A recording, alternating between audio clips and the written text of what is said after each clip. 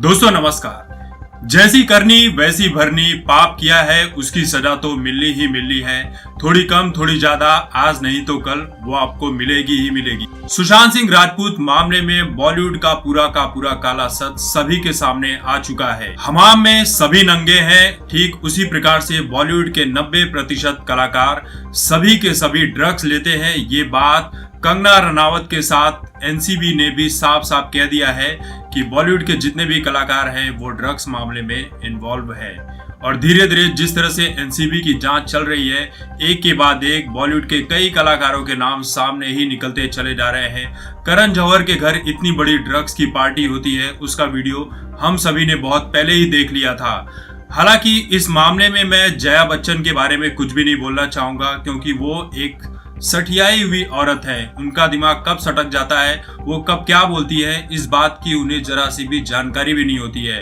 उन्हें किस बात का घमंड है, इस बात की भी जानकारी इस देश की जनता को नहीं है। शायद अभिषेक बच्चन फ्लॉप फिल्में देते हैं, शायद इसी बात का जया बच्चन को बहुत ज्यादा घमंड है कि मेरा बेटा तो फ्लॉप फिल्में देता है, क्योंकि बाकी लोग तो सुपरहिट फिल्में देते हैं, मेरा बेटा फ्लॉप फिल्में देता है तो मुझे तो घमंड होना ही चाहिए। तो बात ऐसी है कि सुशांत सिंह राजपूत मामले में मुजफ्फरपुर कोर्ट ने बॉलीवुड के इन नामचीन चेहरों को समन दे दिया है कि इन्हें कोर्ट में उपस्थित रहना है। अब ये लोग कौन हैं? ये लोग कुछ इस प्रकार से हैं, जैसे कि सलमान खान, करण जौहर, दिनेश विजन, एकता कपूर, संजय लीला भंसाली, आदित्य चोपड़ा, भूषण कुमार।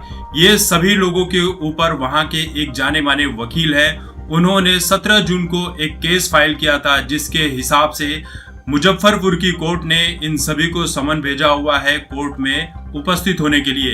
या तो ये लोग वहां पर खुद जाएंगे, या तो इनके वकील वहां पर जाकर इनके बारे में बताएंगे कि जो परिवारवाद का मामला बॉलीवुड में चल रहा था, जिसके चलते सुशांत सिंह राजपूत की जान चली गई थी, जो इस तरह की बातें शुरुआत में निकल कर आई थी, उस बात के लिए मुजफ्फरपुर की कोर्ट ने इन सभी को समन भेजा हुआ है। देखिए, ये मामला मुजफ्फरपुर वाला जो कोर्ट का है, इसमें ये मामला बहुत ज्यादा बड़ा मुझे नहीं लग रहा है।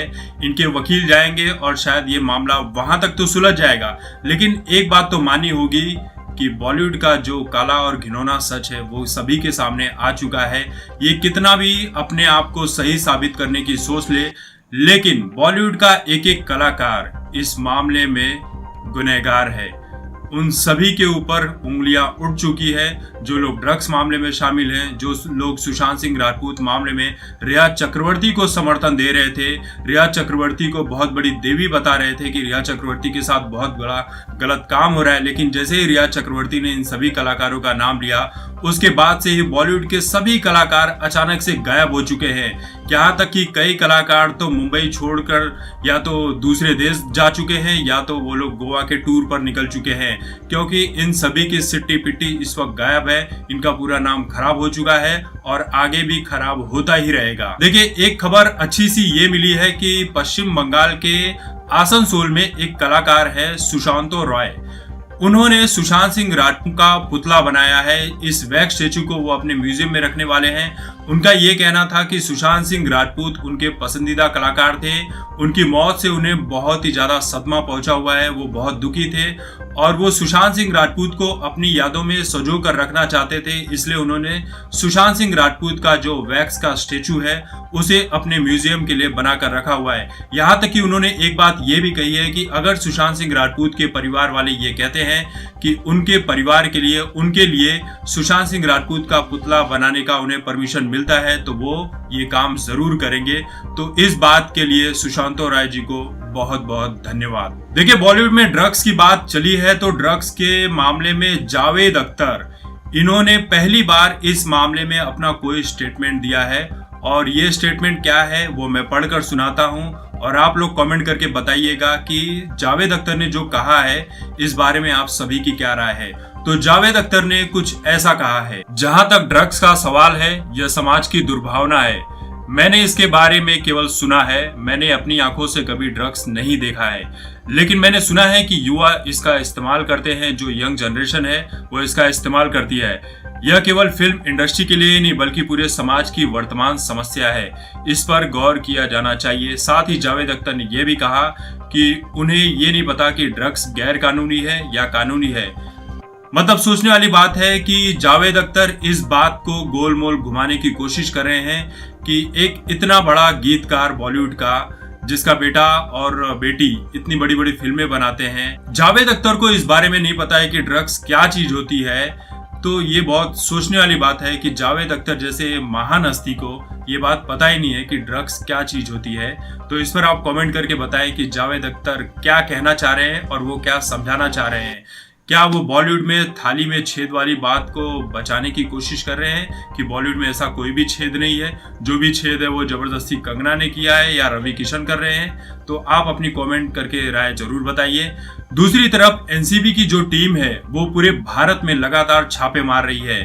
1-2 किलो के नहीं बल्कि हजारों किलो के ड्रग्स पकड़े जा रहे हैं। पश्चिम बंगाल से लेकर कश्मीर, कन्याकुमारी, बांग्लादेश के बॉर्डर से, असम से, लखनऊ से, पंजाब से, पाकिस्तान के बॉर्डर से, चीन के बॉर्डर से, नेपाल के बॉर्डर से, हर जगह से एनसीबी की जो लगातार छापेमारी हो रही है उसमें कई लोग पकड़े जा रहे हैं, उसमें कई तरह के ड्रग्स पकड़े जा रहे हैं और हर एक वैरायटी के ड्रग्स पकड़े जा रहे हैं। सोचिए कि ड्रग्स का कारोबार इंडिया में कितना बड़ा है।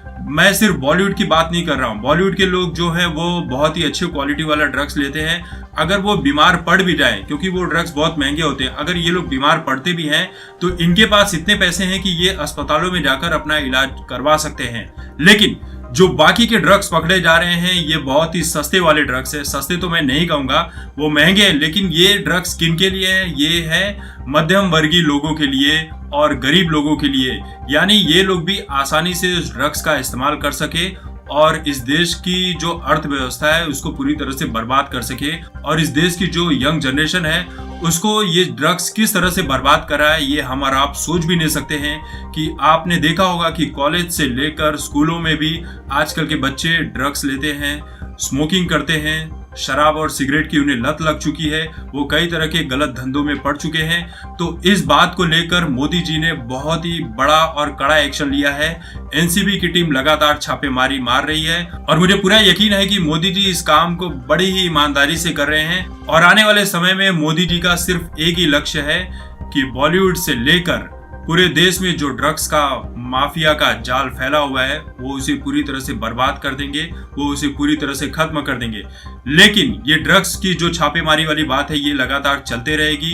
कई लोग पकड़े जाएंगे, कई लोगों से सवाल जवाब किए जाएंगे। रिया चक्रवर्ती और उसका जो भाई है शोविक चक्रवर्ती, ये लोग ऑलरेडी जेल में बंद पड़े हुए हैं। ये लोग कई नाम ऑलरेडी बॉलीवुड के जो कलाकार हैं उनका नाम लिए जा रहे हैं। दिशा सालियान की जो केस की फाइल है वो फिर से खुल चुकी है। तो सीबीआई है वो लगातार जांच कर रही है कि दिशा सालियान की मौत के पीछे का राज क्या हो सकता है। लेकिन हम सभी की जो चाहत है, जो पिछले 3 महीने से लगातार चल रही है कि सुशांत सिंह राजपूत को इंसाफ मिलना चाहिए। सुशांत सिंह राजपूत का जो मामला है वो कुछ ज्यादा ही खिंचते चला जा रहा है। इस बात को लेकर जो सुशांत सिंह राजपूत के फैंस है वो थोड़ा चिढ़े हुए हैं, थोड़ा नाराज हैं कि इस मामले को जबरदस्ती दूसरा एंगल देकर किसी दूसरे दिशा में मोड़ने की कोशिश की जा रही है। लेकिन मुझे उम्मीद है कि सुशांत सिंह राजपूत वाला मामला भी बहुत जल्दी सुलझेगा और सुलझने के साथ बॉलीवुड से लेकर इस देश में जो लोग भी सुशांत सिंह राजपूत से लेकर दिशा सालियान की मौत में शामिल हैं उन सभी के चेहरे सामने आने वाले हैं। इसलिए आप देख सकते हैं कि कई लोगों के चेहरे की जो हवाइयां हैं वो उड़ चुकी हैं। तो दोस्तों इस वीडियो को लेकर आप सभी की क्या राय है कमेंट करके जरूर बताएं। तब तक देखते रहिए आपकी बात मुकेश के साथ। धन्यवाद।